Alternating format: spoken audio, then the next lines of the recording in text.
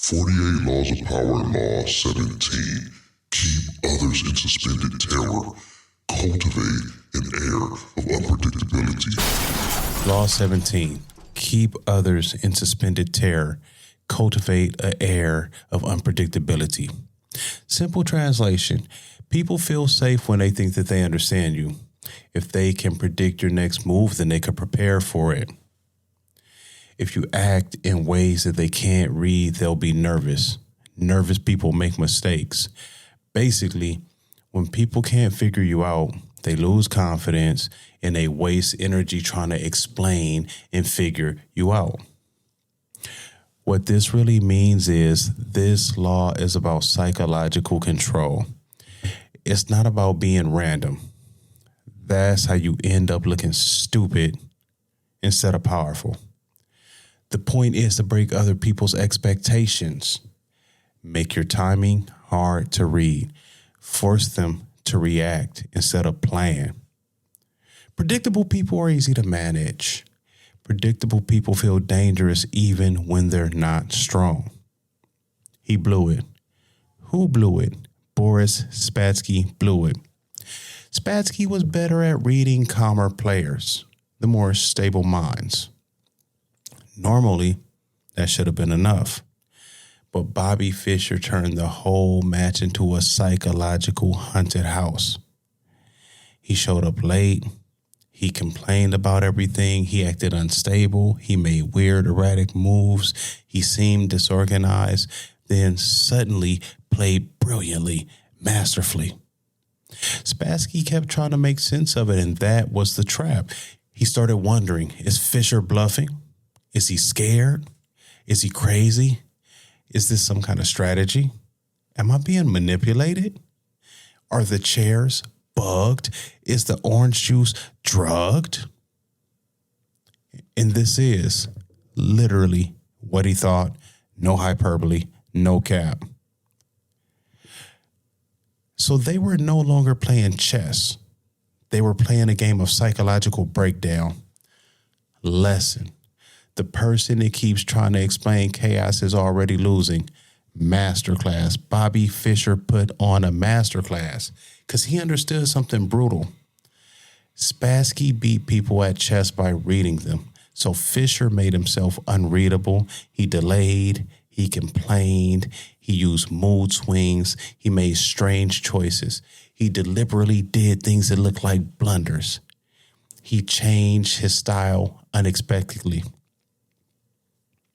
This never allowed Spassky to settle into his rhythm, and this was the real attack. By the end, Fischer looked wild, Spassky looked paranoid, Fischer won, and Spassky mentally unraveled, and he lost. Fischer didn't just beat Spassky in chess. He beat him in certainty because he's some good game. People build their comfort around patterns.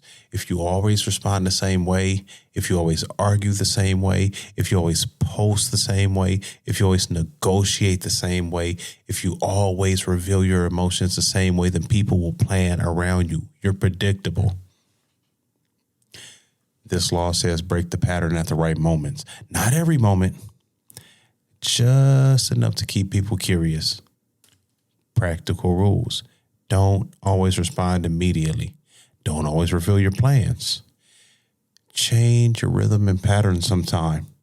Break expectations when it matters most.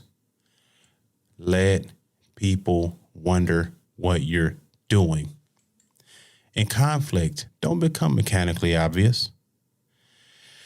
In content, avoid chasing trends. Content doesn't come out of a vending machine. You don't have to do what everyone else is doing. Trends get attention, but if everybody is trendy, who is the standard bearer? If you do what everybody else is doing, then you're doing what everybody else is doing. And if everybody is the same, that leads to comfort. Victory is not a derivative of comfort. You got to switch it up.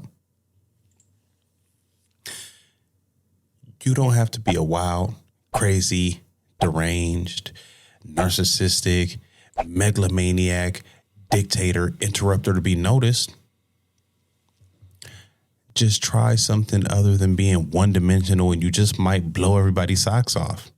Because the ugly truth is people act like they want honesty and consistency, but they usually just want respect and control. And control will come from not letting people get too comfortable reading you. Because humans love patterns.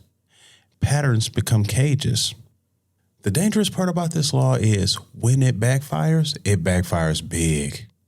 Too much unpredictability makes you look flaky, unstable, childish, untrustworthy, or mentally fried. There's a big difference between calculated unpredictability and acting like an epileptic vibrator with a dying battery. This law is intended to be used purposefully, not dramatically. Sometimes, and I do mean sometimes, being predictable can help.